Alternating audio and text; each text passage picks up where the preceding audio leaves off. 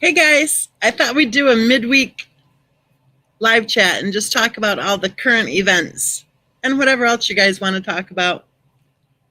I'll start off by saying this: the What If series is actually pretty interesting. I've put one up every day except on Sunday morning. I didn't do one on Sunday. But if you don't know what I'm talking about, it's a What If series on Patreon, and I just answer different questions, whatever questions you guys have. The one that I'm putting up today is, what if Christopher Watts had filed for divorce during his wife's extended stay in North Carolina? When this case first came out, we were told that he didn't want to get divorced because it would cost him a lot of money for alimony. I was like, huh? Does anyone actually believe that he would have had to have ever paid alimony? And then they said things like, well, he'd have to pay child support and alimony and he'd have to support them. And I thought, wow, where's that narrative coming from? I highly doubt Christopher Watts would have been paying any alimony at all. I also highly doubt he would have had to have paid any child support too. Because just my opinion, I think Christopher Watts is the nickname for him. In my opinion, I think that Christopher Watts would have gotten custody of Bella and Cece. And I do think he was looking for a 2-bedroom apartment for him and his children. And I think it's interesting, very interesting, that he was looking for a 2-bedroom and not a 3-bedroom, if you know what I'm saying. So what do you guys think? Do you think Christopher Watts would have been awarded custody of Bella and Cece had he actually filed for divorce while his wife was on her extended stay over the summer?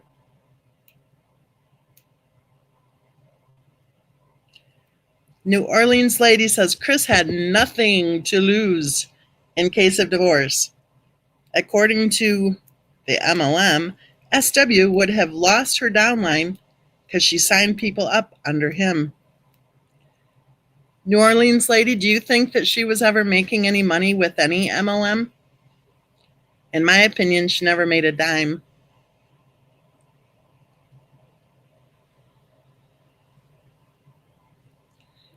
I think that her stockpile in the basement showed that she was probably her own best customer. I think she was running that family into bankruptcy again. And I think the first bankruptcy was probably also caused by her spending on MLMs. I highly doubt she ever made one flipping penny on any MLM. And you know what? As time goes on, I really question whether or not she ever worked at all. And I don't mean with the MLM. I don't call that work.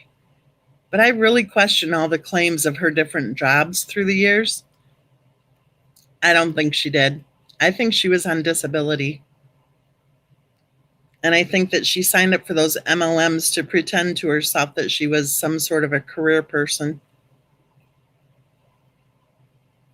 Just my opinion. You know, when we're told that the statistics clearly show year after year after year that in the United States, 99.9% of the people who sign up for those product-based MLMs failed to ever see a penny of profit. I don't know why the hell so many people are trying to buy into the dream that Christopher Watts' wife ever made any money. And I thought it was interesting that when Ronnie Watts talked to the police back in August of 2018, he told them that his daughter-in-law was 35th from the top. Yeah, sure she was.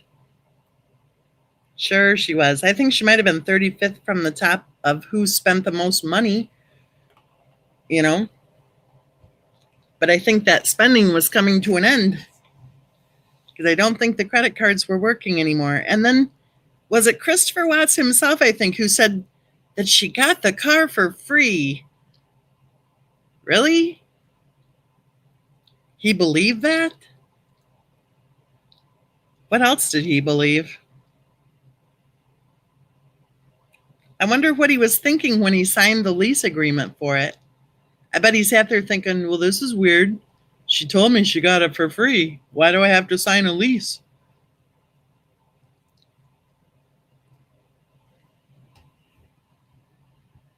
Esme agrees. Nope, she wasn't making money. Hey, Jeanette. Jeanette says, hello, Miss Mensa. Hello, everyone. We're having a midweek live chat, Jeanette, where we are going to go ahead and talk about whatever we want to talk about. So, of course, we're talking about the case of Christopher Watts. I can't remember, Jeanette, were you in Megan's live chat or no? Am I confusing you with someone else?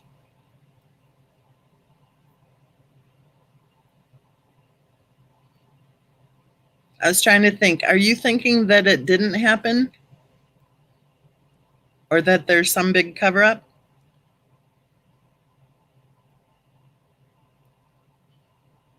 I must be thinking of someone else. I was kind of like, I don't know who Megan had as a guest on the panel. I bebopped into her live chat right as it was finishing up, evidently, because they closed it down right away.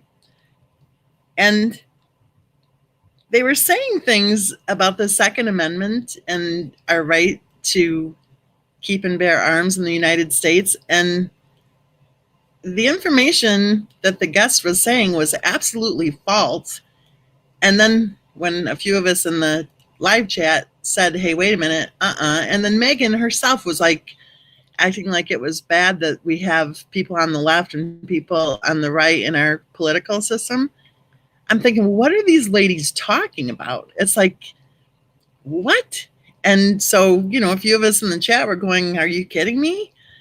And maybe that's why they shut it down so fast. I don't know.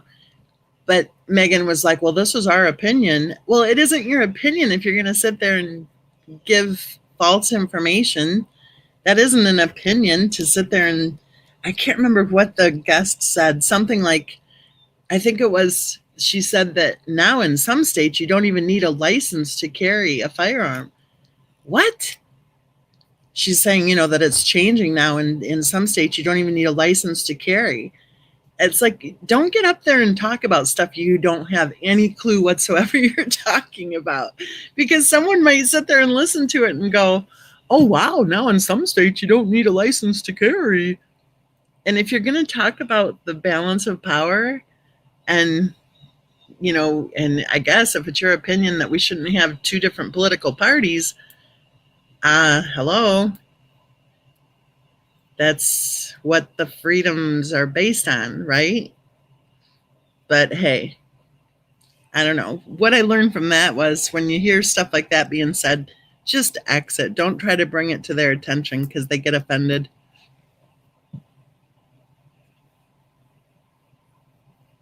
But that whole firearm thing is just so ridiculous. It's so disturbing to have people saying things that are just so not true. It's very disturbing. What do you guys think about the accident that happened out in Hollywood?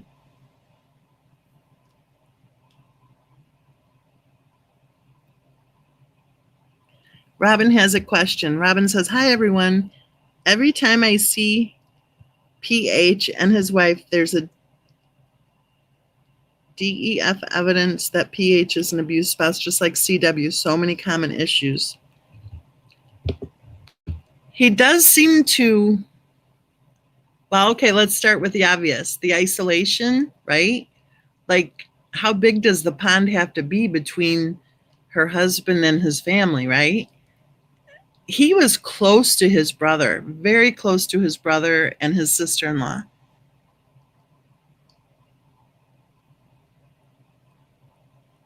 Sally Scott says there are several states that don't require a CC permit. Vermont doesn't even issue them.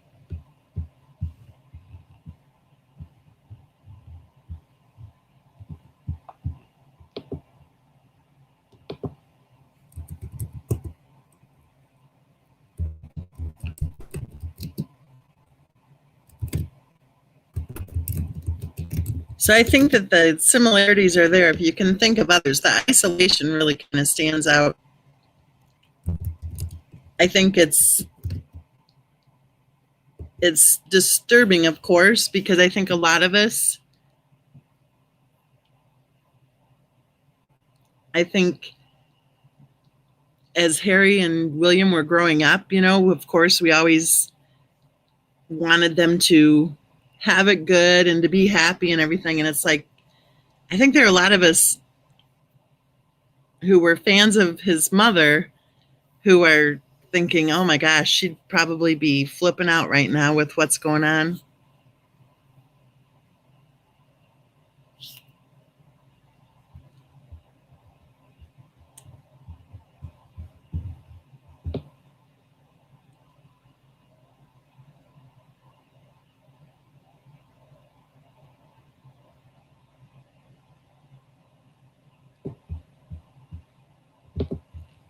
I'll go to my trusted little Wikipedia.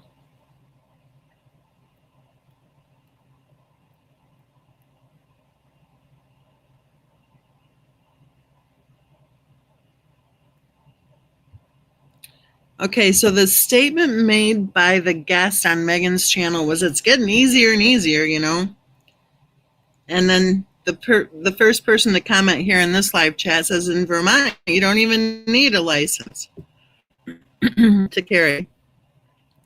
It says Vermont formerly had very few gun control laws, but in 2018, the state enacted laws requiring background checks for private sales, raising the minimum age to purchase firearms to 21, 16 if purchasing a long gun from a person who is not a federally licensed firearm dealer, and the purchaser presents a certificate of satisfactory completion of a hunter safety course that is approved by the Vermont Commissioner of Fish and Wildlife. Banning the sale or possession of handgun magazines that hold more than 15 rounds and rifle magazines that hold more than 10 rounds. Banning the possession of bump stocks, and allowing police to seek a court order to seize guns from anyone deemed an extreme risk. The portion of the law dealing with high-capacity magazines has recently been challenged as unconstitutional under Vermont's Constitution based upon the right to bear arms. The open or concealed carry of firearms is allowed without a permit. The state's rural character, along with its strong hunting and outdoor sports traditions, have contributed to the state's historical permissive gun policies. Gun dealers are required to keep a record of all handgun sales. State law preempts local governments from regulating the possession, ownership, transfer, carrying, registration, or licensing of firearms. So I don't think that means that things are getting more relaxed.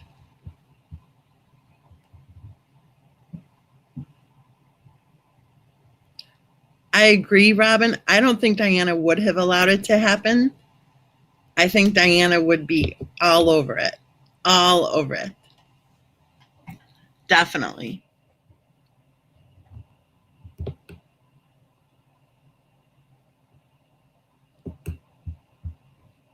Now Sally is saying there are several states that do not require. Okay, well, we just took a look at Vermont, and we found that actually they are not getting more relaxed. They actually in 2018 enacted new laws. Which states do not require?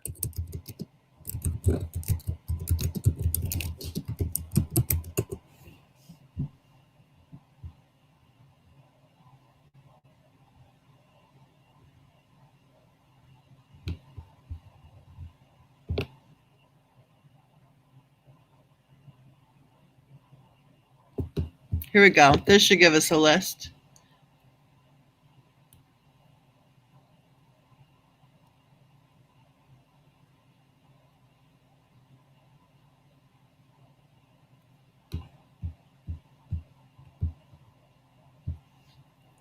Alaska, Arizona, Arkansas, Idaho, Iowa, Kansas, Kentucky, Maine, Mississippi, Missouri, Montana, New Hampshire, North Dakota. That one you have to be a resident. Oklahoma, South Dakota, Tennessee, handguns only. Texas, Utah, Vermont, West Virginia, and Wyoming do not require a permit. Hold on. I'm going to that article.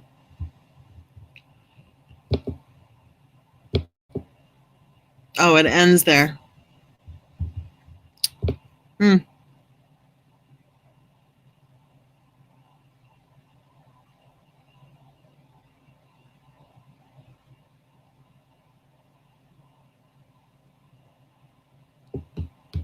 Here we go. Here's a better website. You can see the whole article. I think I can.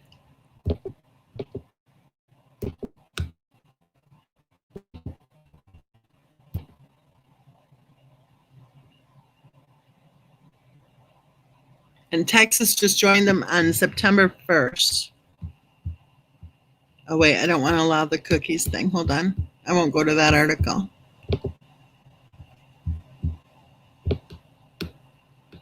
The other thing that I want to say about it when people are talking about things like firearms is that they call them weapons. If a firearm is used for sport shooting or for hunting or whatever, it is not a weapon. It isn't. A firearm by itself is not a weapon. And that's just a pet peeve. That's all. But what do you think about that? Do you think that if the person who accidentally shot that, what was it called, a prop gun, if they weren't a famous Hollywood star, do you think they would have been arrested?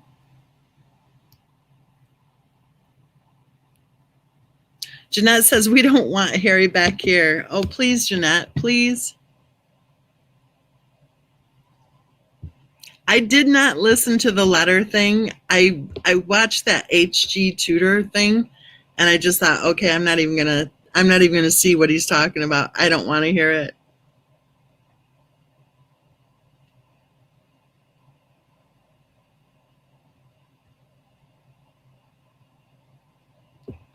Yes, New Orleans lady. Open carry has been around for a while, and what they were talking about was how it's getting easier and easier. The same regulations, though, well, all I'm saying is if you're going to be saying something up on the panel, then it isn't just opinion if it's out there. That's all I'm saying. And also, even if it is out there and the comments start coming, don't be offended by it. Just like ask questions and find out. I don't know, Google, like it's, and I don't know if you guys are for firearms or against firearms. I'm pro firearms. So I look at this and I just think, especially with that recent accident, do you guys ever get tired of the immediate response by the media whenever there's any type of an accident or anytime there's an incident? Do you get like really irritated when immediately the mainstream media is right there to show people, just like the guy who accidentally discharged the prop gun, right? I mean, he was like leading the effort against the NRA, absolutely vocal against the NRA. And yet, had he followed simple rules that the NRA teaches literally millions of people, what is he doing pointing a gun?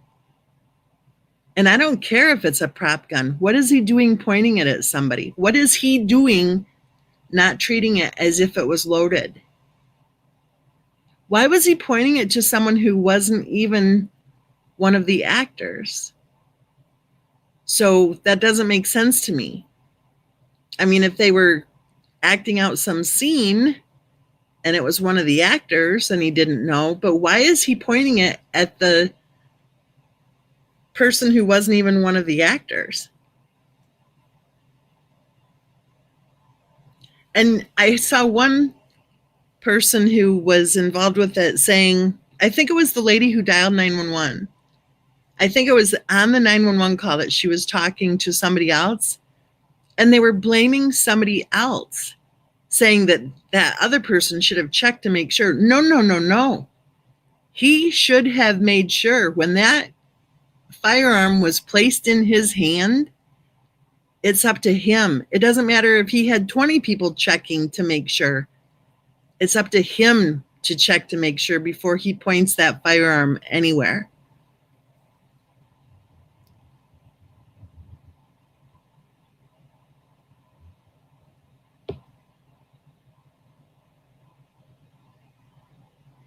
And why was he pointing it? I mean, has anyone heard that answer yet? I haven't heard. I'm asking.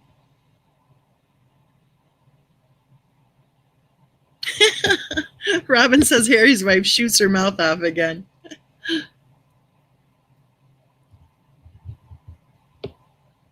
I think the irony is just screaming that he is so vocal against the NRA.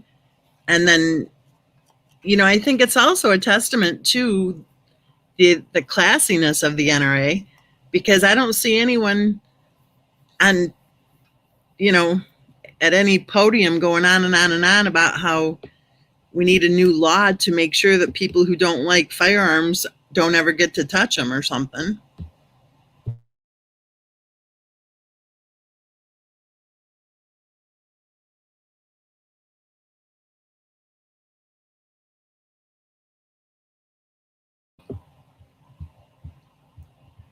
Well, I just really question whether or not, if you did this or if I did this or if somebody, common person, normal person did this, wouldn't we have been arrested? I'm just saying.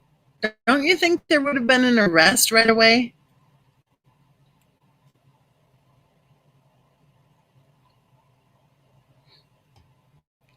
Boy, Sally, you're full of it today. Sally says, conspiracy alert. It was a hunter's full moon. New Orleans lady says, I read that he was ranting about President Trump. Well, I have yet to hear any explanation as to why he would have been pointing it to one of the staff. I don't get that at all. It's not like they were acting out a scene. She wasn't an actress. And why wasn't he arrested? And I'm not saying he should be or shouldn't be, but why wasn't he? Because, hey, Mrs. Fluffer, if this happened, I don't know if, we have a lot of movies being made where I live. If somebody accidentally shot somebody making a movie, I would say they'd be in handcuffs.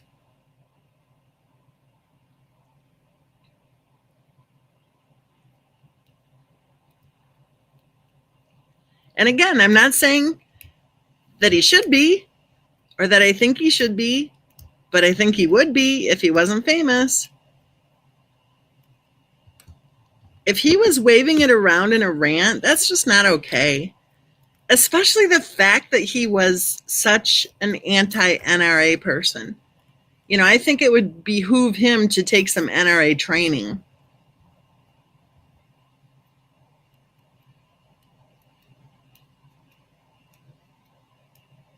Robin says it will probably be ruled an accident. The props person, I heard, had a checkered work history.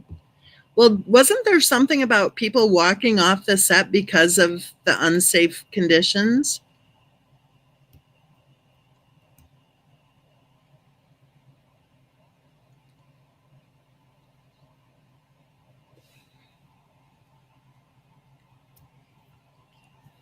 I don't know. I think there's a better way to handle this, though. I mean, I don't know, better way. I believe in equal justice for all. And I just question whether or not his celebrity status is somehow helping him skip out on responsibility for his own actions.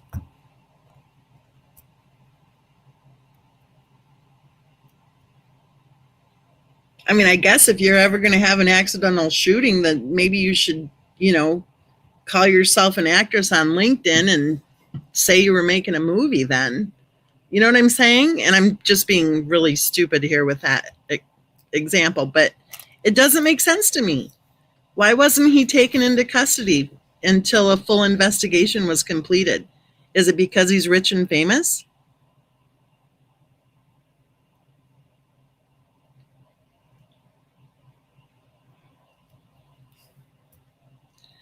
Robin said, yes, a lot walked off and they had to hire locals to come in. So, okay, I want to know details then. Why did they walk off? What was unsafe? You know? And that whole routine that he was somehow not responsible because it was a prop gun. What? How old is the guy? He doesn't know what a gun looks like? And I know the prop guns can look real and all, but it's still up to him. A prop gun shouldn't have moving parts. And if he has that gun in his hand, he should have been able to figure out that it had moving parts. And if it had moving parts, it was his responsibility, in my opinion, his responsibility to make dang sure that it was not loaded. And to make dang sure that he wasn't pointing it at somebody.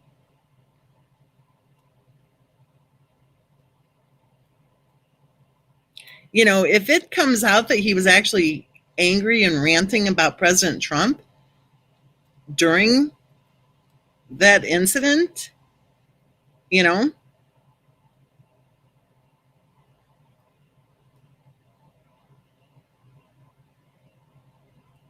Robin said, I think it was because they weren't getting paid. At least that was part of it. Safety could have been another issue.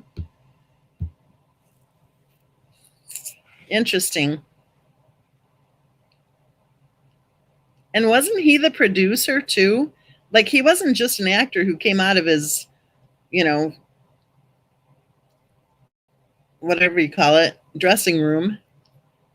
He's like in charge of the movie. Who brought the gun on the set? If that's supposed to be a prop gun, who brought it on?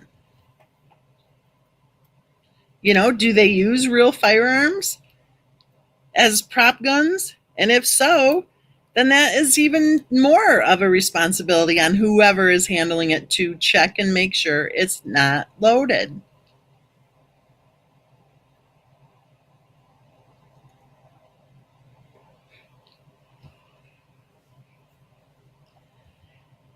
I don't know if they were doing a scene or not, but it sounds like she was not one of the actors.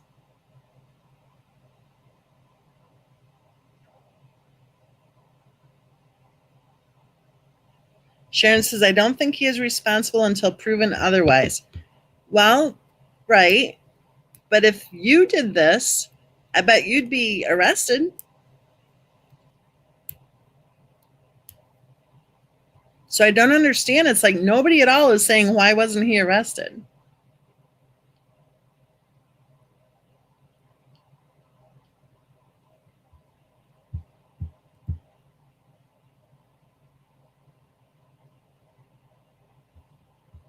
Exactly, Mrs. Fluffer. Why?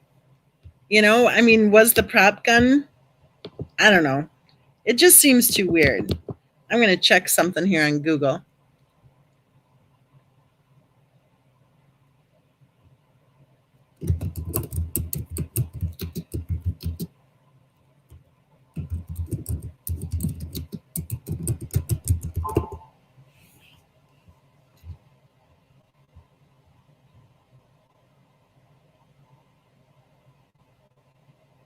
Okay, I just looked up negligent homicide in California.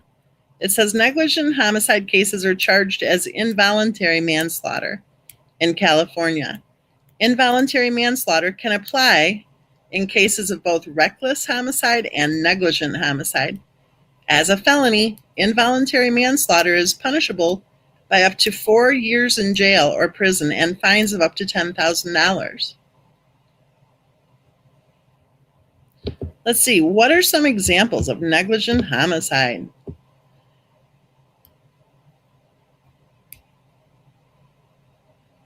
It says that if someone falls off a cliff and you don't call for help. And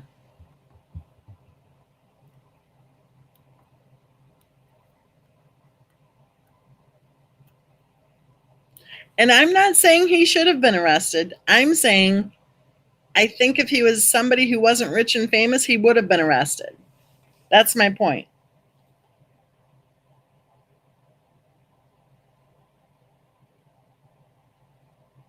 Yes, accidents happen. However, if you're being reckless or careless, then, there's a difference.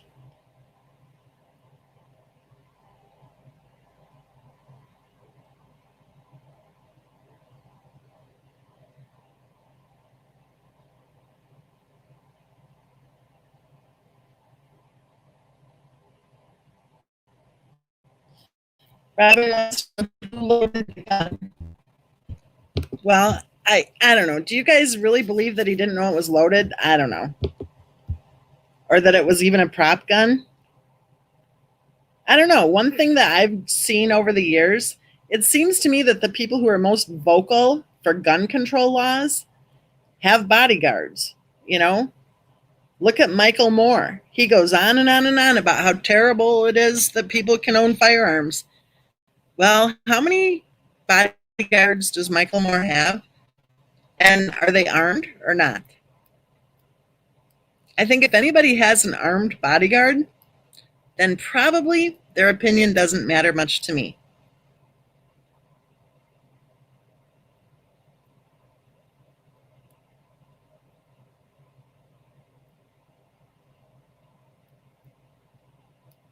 Oh, it happened in New Mexico. Okay, let's take a look at New Mexico. Thank you for that. New Mexico.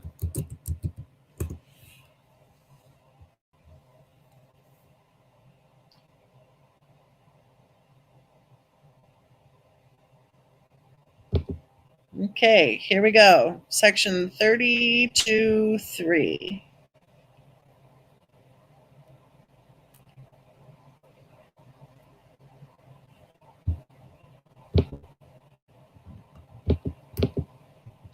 Manslaughter. Manslaughter is the unlawful killing of a human being without malice. A voluntary manslaughter consists of manslaughter committed upon a sudden quarrel or in the heat of passion. Okay, that's not it.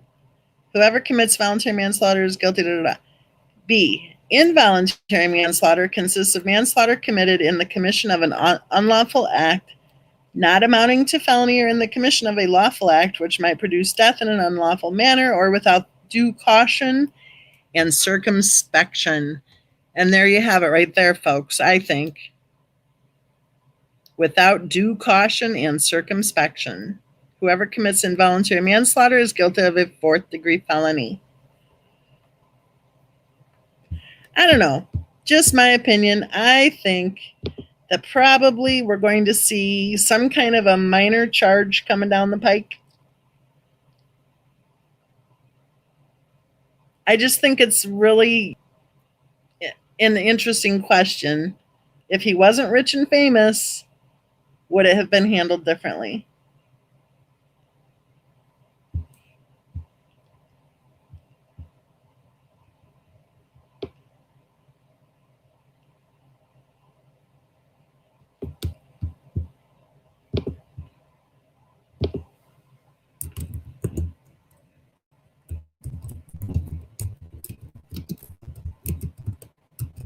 Jeanette says, what about vicarious liability?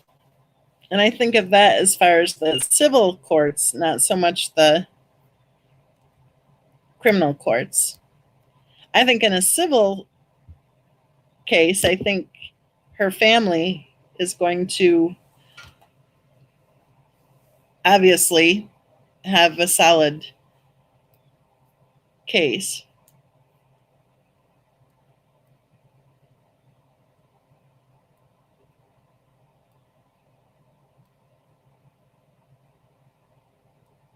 I think he should get some training with the NRA.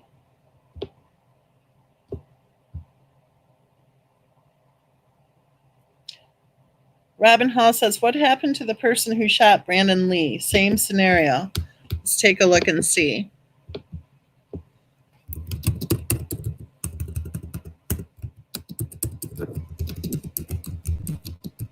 I love our live chats. We're just like a work in progress here.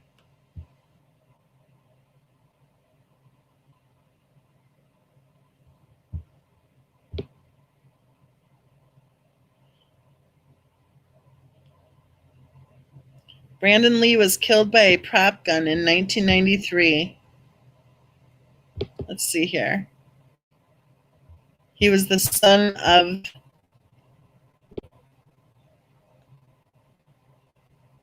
Bruce Lee. He was killed in 1993 after a co-star fired a prop gun that contained a real bullet.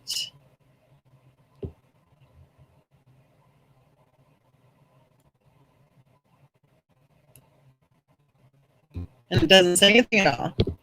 But what happened to the person who killed him? Was there an arrest when Brandon Lee was shot?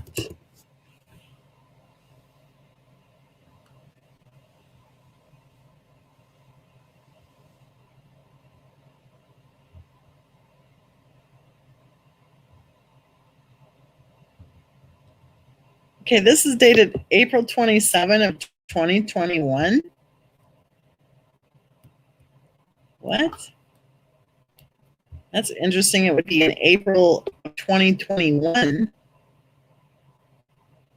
And this says April 27 of 1993. But on this first page, it says 2021. That's weird. Okay, this is like a going back in history. So this day in history, in 1993, on April 27, the DA announces negligence caused death of the Crow actor Brandon Lee. As a nearly month-long police investigation draws to a close, North Carolina District Attorney Jerry something or other announces on 27, 1993 that the death of 28-year-old Brandon Lee on March 31st of that same year during filming of The Crow was due to negligence on the part of the film's crew, not foul play. Lee was the son of the martial arts legend Bruce Lee, whose performance in Enter the Dragon in 1973. I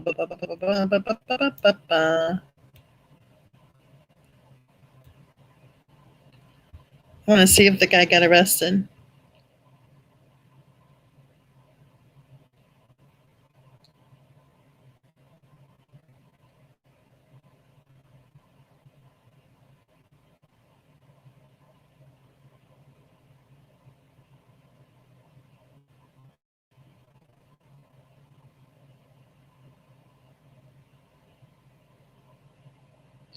It says that the DA eventually decided against bringing charges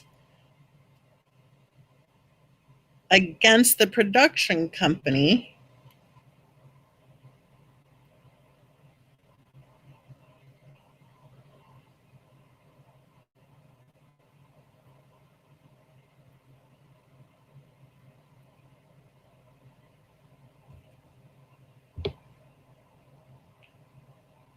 Okay, well, what about the guy who shot the gun?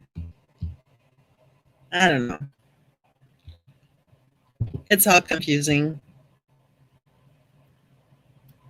Yes, just like his dad, Sharon. His dad was around the same age, I think.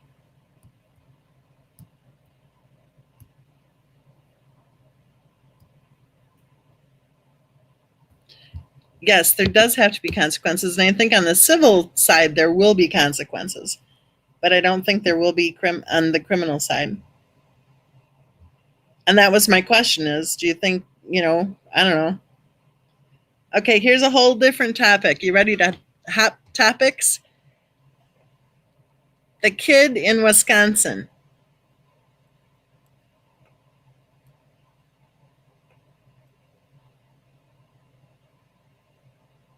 Sharon says, surely laws were tighter after Brandon's death, so it didn't happen again. I don't think laws were tightened up.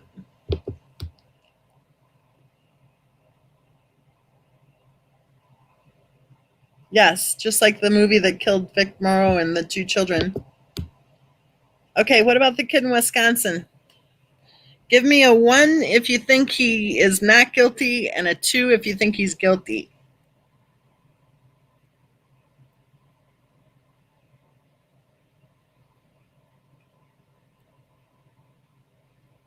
Do you know who I mean when I say the kid in Wisconsin?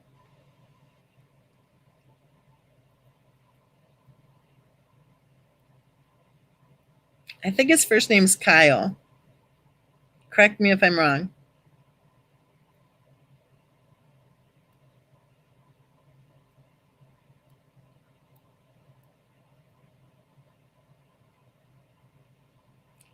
When there was a bunch of fighting in the streets, he and some buddies were evidently there to protect some property, and he shot and killed, I think he killed 2 people, right?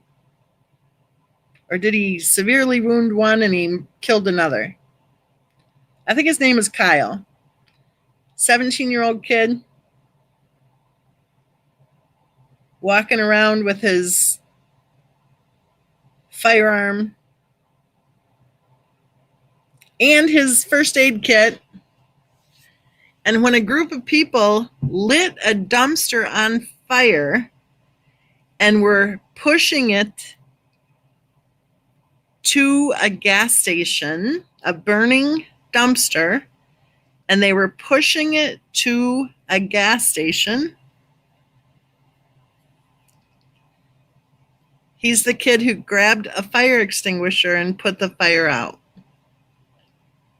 And just my opinion, I think that's when his trouble started. Because the guy he killed was pushing that dumpster that was on fire. They were literally pushing it to the gas station. A burning dumpster. It was burning. There were flames. And a 17-year-old kid ran in, grabbed the fire extinguisher, ran out, and put the fire out in the dumpster.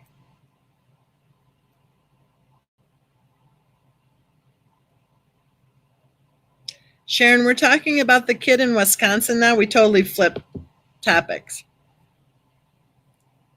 Kyle is his first name, 17 years old.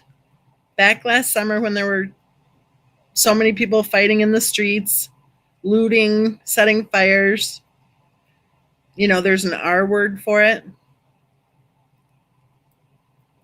He and a bunch of other Boy Scout types strapped on their firearms, and he strapped on his med kit, his first aid kit, and then he went around helping people.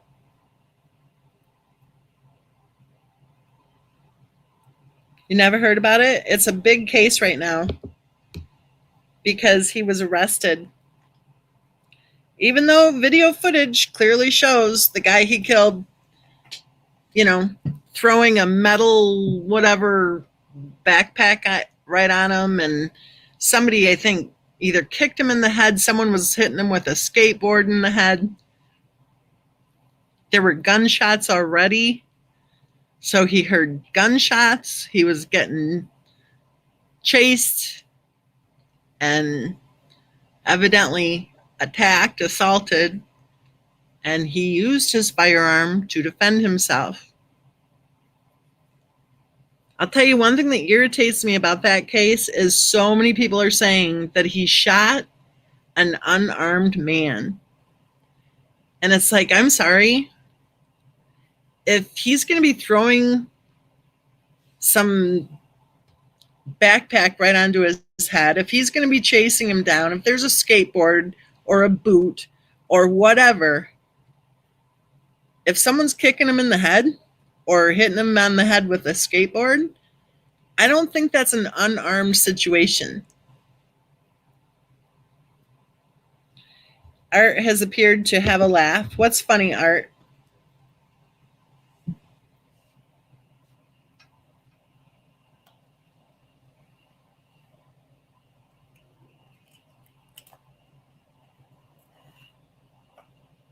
We're all looking at Art. What about this, Art?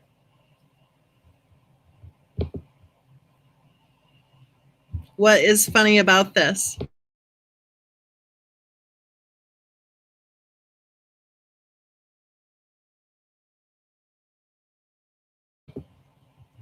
New Orleans, I've heard people say that.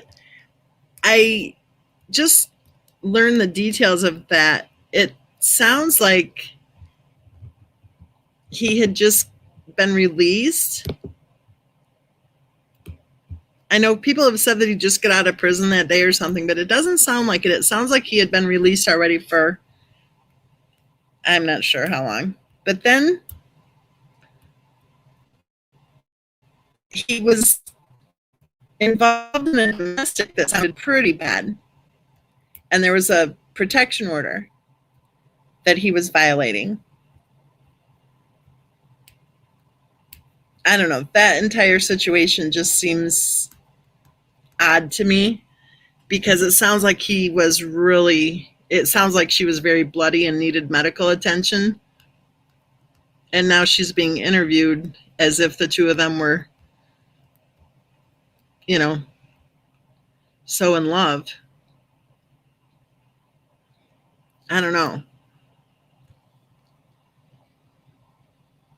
I don't know. That happens a lot, though, doesn't it? A lot of times when the neighbors are interviewed, it's always like, well, he was such a nice person, right?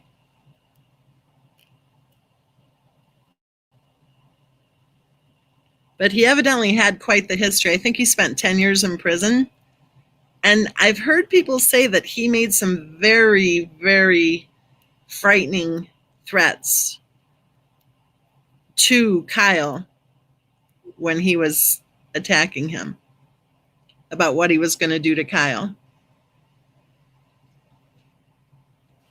I don't know if that's true or not. We won't know till the trial. But he was evidently living in a tent. According to his girlfriend in her interview, she said that he was struggling with mental illness and he wasn't taking his meds when he assaulted her really bad. But they were living in a tent for quite a while and then they moved to a motel.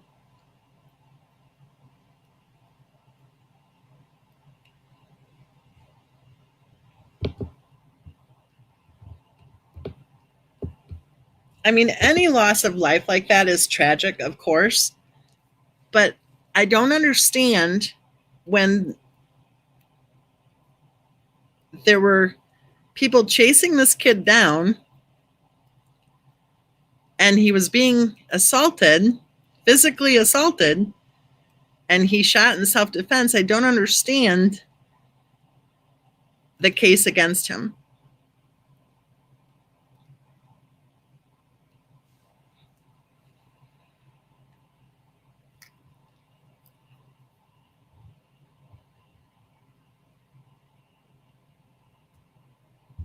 I'll go ahead and Google just to give you guys who have never heard of it. I'll just give you a paragraph from one of the articles.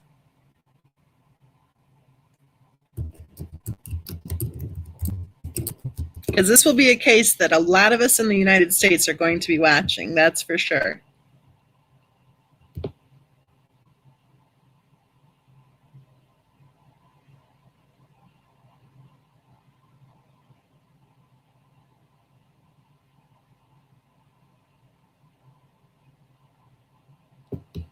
I'll just go to Wiki.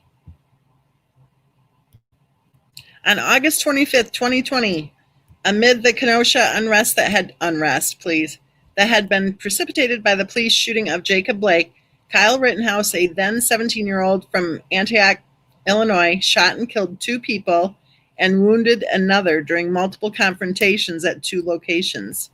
He was armed with a Smith & Wesson MP-15 rifle, and one of the individuals shot by Rittenhouse had a handgun.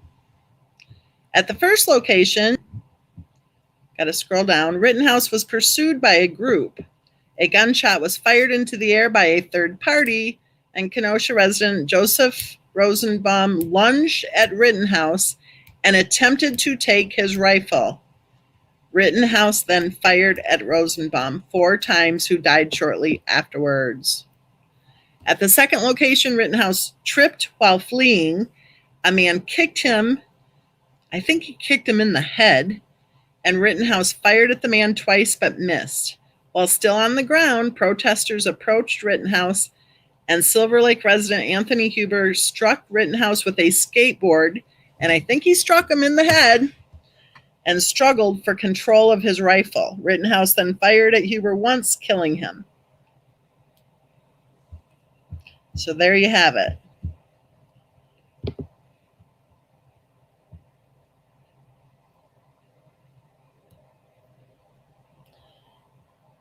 I don't think he's a racist. I haven't heard that.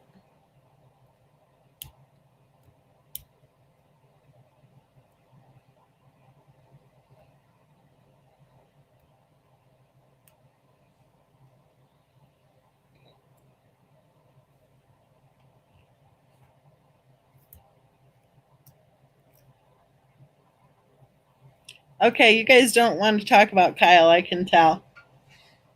Let's talk about H's wife. Do you guys realize that she wants to become president someday? Have you heard that?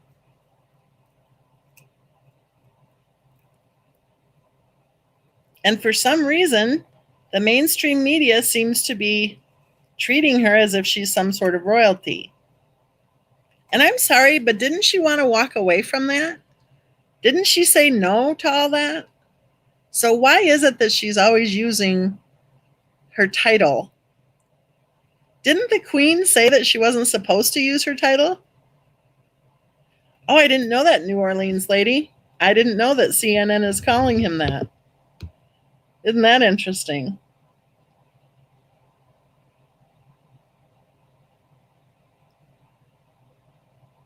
I hadn't heard about that, but I don't ever watch CNN, so that might be why.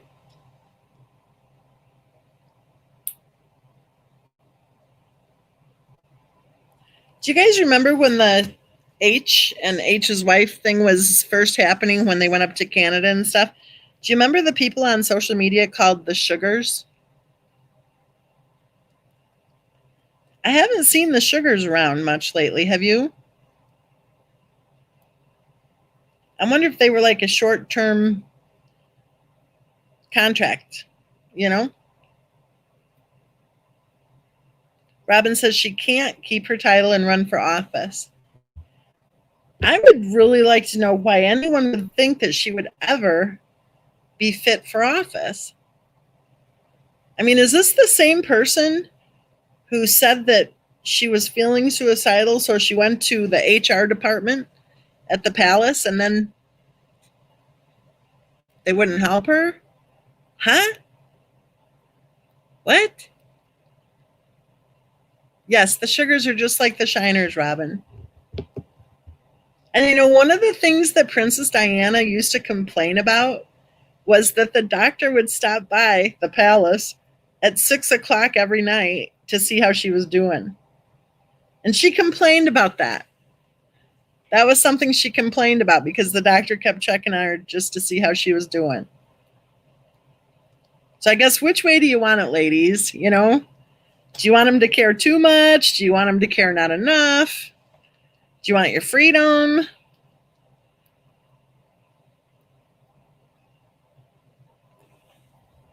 Harry's wife, Sharon. Harry's wife wants to be president.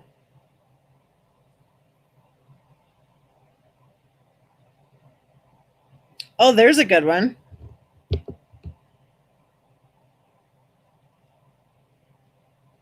I think it's cute with that HG Tudor guy, how he calls her Harry's wife.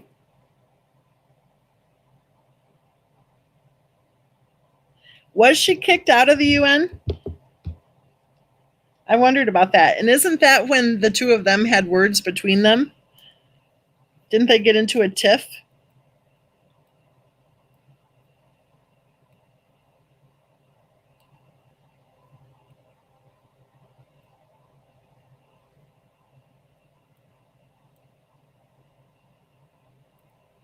I do think, though, the comment that was made earlier about the similarities between Harry and Christopher Watts, I think there are some similarities. I really do.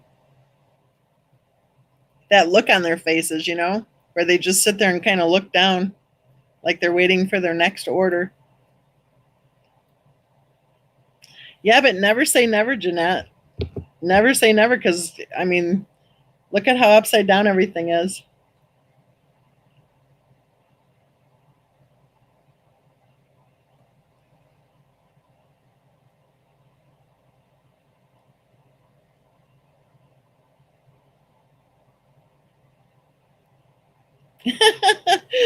Sharon says she's thankful that she's gone back to the USA.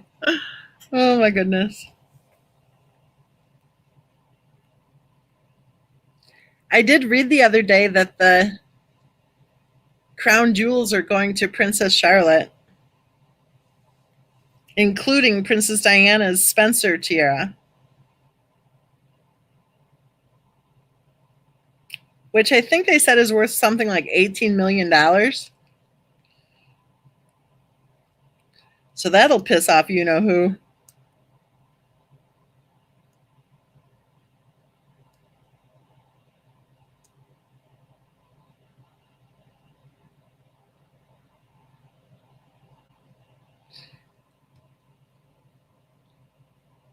That's pretty ballsy to be recording wearing a wire. Was she really wearing a wire at the United Nations office?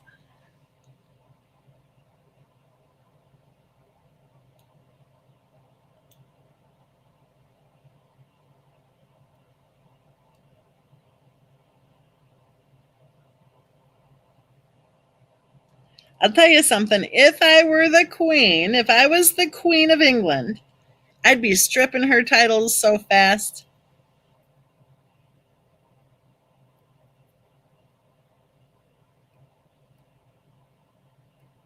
Deborah says, who cares what she earned? Are you starting the video at the very beginning, Deborah? Who cares what she earned? Well, I think that probably, you know, the truth matters. Number one, probably, I think overall, the stress and the turmoil that any lies cause matters, right? Oh, I didn't think about that, Robin. Probably for some Netflix special.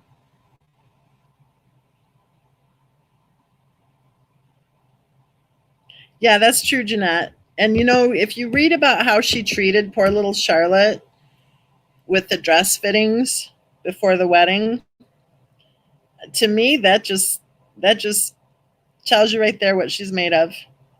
Her and her little friend.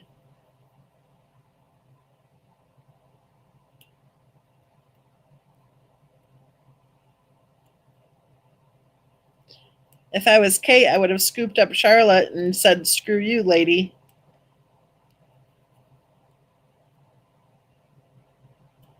Which I imagine Kate probably did.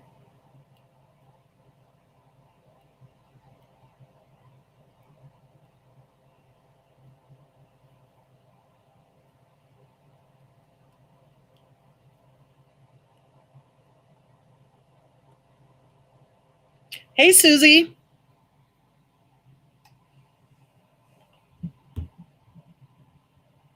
Ah, the Queen of the United Kingdom. Yes, I love her channel too. She keeps it real.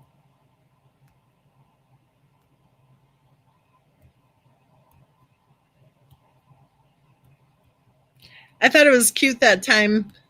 It's been a year or so, or maybe even a couple years, when she interviewed Lady C. I thought that was a cute interview. You could tell she was nervous Nelly.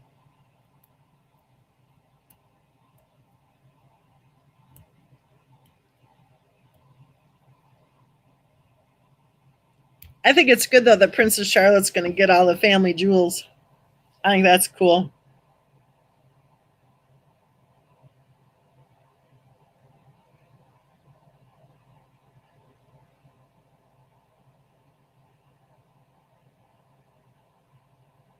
No, are they having another wedding? No way. I am so out of the loop. Are you kidding me?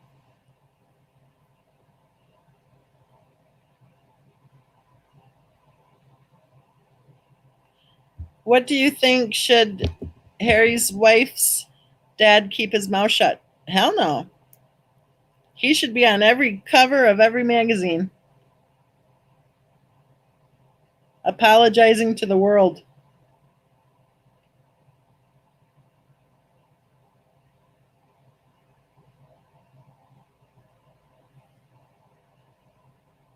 I don't know, Sharon Ann. I got that too. I ignored it. I don't know if it's real or not.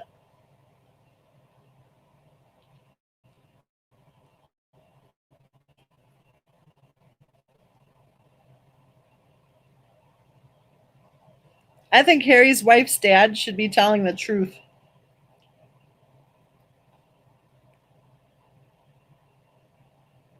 He should be examining his parenting skills and figuring out where he went wrong. I don't know, maybe convincing your child that they walk on water isn't the right way to go.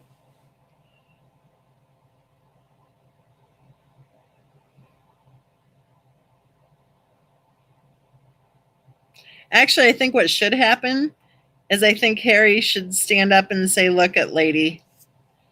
We've done things your way for the last few years. Now we're going to start doing things my way. I am going to see my brother. I am going to see my grandma. I am going to see my dad."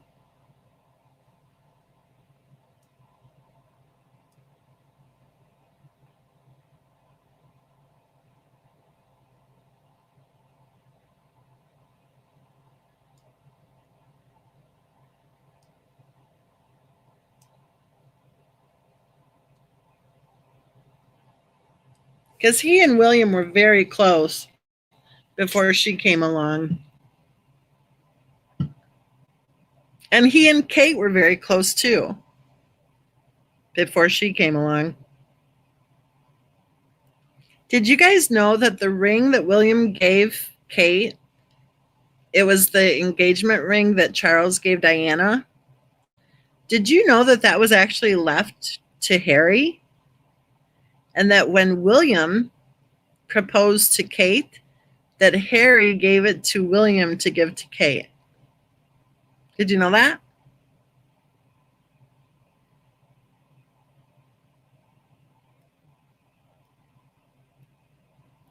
I bet you that burns her bun. She's probably like, anytime she sees that ring, she's probably like, that should have been mine. I bet he hears about it all the time too. She's probably like, "Harry, you gave away my ring." And he's probably like, "Geez, I didn't even know you then."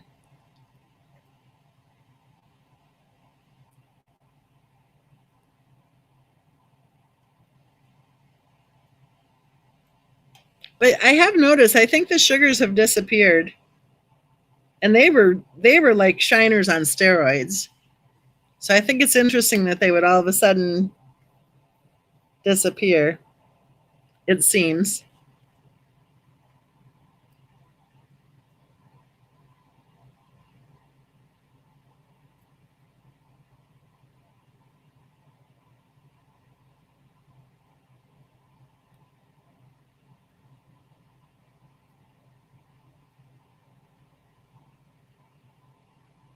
Robin says, "Why would Harry not question not meeting her dad?" I think that she probably had a storyline for him. And I think he has the middle name Gullible. Jeanette says, "And I'm taking the children with me, like it or not." You know, if those kids would have been born, which I think, can't remember the first one's name. But if those, oh, he was born in England, right?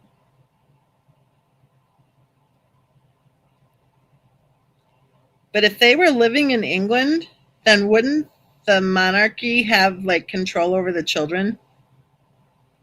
Do you think that might be why she wanted to get out of Dodge?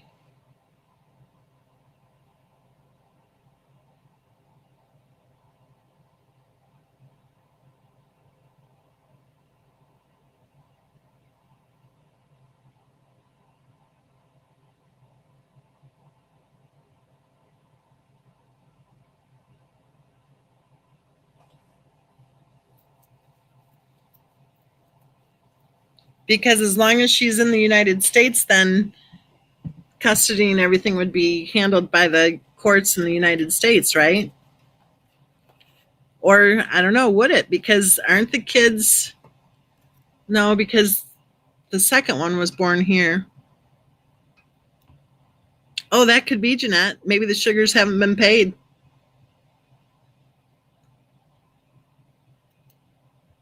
I will say this. I do think the Shiners have also stopped lining up. So that's a good thing. Pretty much, I'm not sure, but I think at this point you just have different channels, playing badminton with each other back and forth.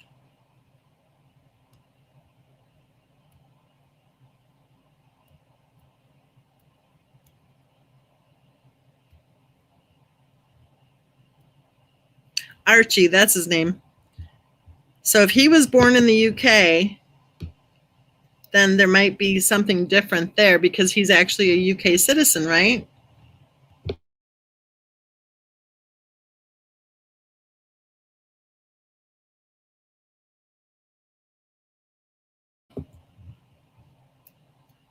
But on the other hand, if he were to all just up and leave with the kids, right, and hightail it back to the UK,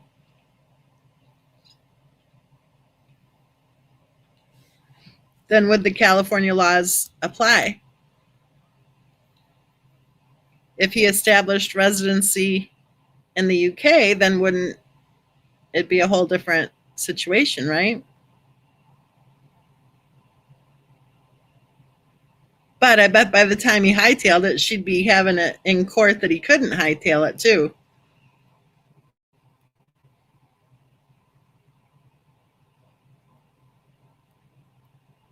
Well, I think Archie might be a dual citizen, but I don't know how the daughter would be a dual citizen. I'm not sure how that works. Because she was born here.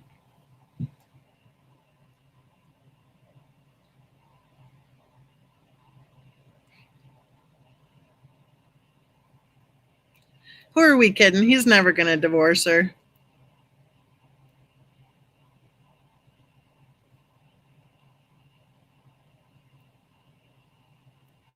Oh, okay. Susie has the full scoop here. It wasn't left to him. Charles had it by law. Charles asked the boys what they would like, and William chose a watch and Harry the ring. They swapped as Harry wanted Kate to have it. Aw. Jeanette says, why have we not seen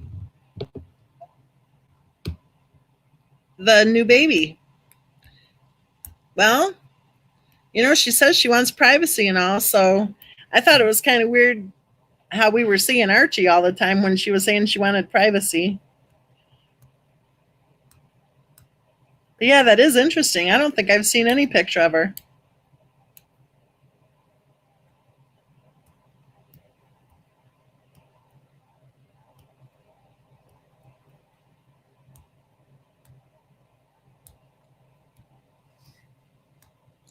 Well, when I clicked on, I said, okay, let's do this for an hour. And I just looked, it's been 1 hour and 9 minutes. Robin says, waiting for the highest bidder. I think you nailed it right there, Robin. Maybe there'll be a Netflix, photo session or something. Let's go ahead and click off. I'll click on again at the end of the week, and I'll try to do a longer one this weekend, you guys. And we'll dig in more to the case of Christopher Watts because I know that's what you guys enjoy doing. So everybody, let's hightail it. Let's get some good stuff done. Get our work done, and we'll see you at the end of the week. Talk to you soon.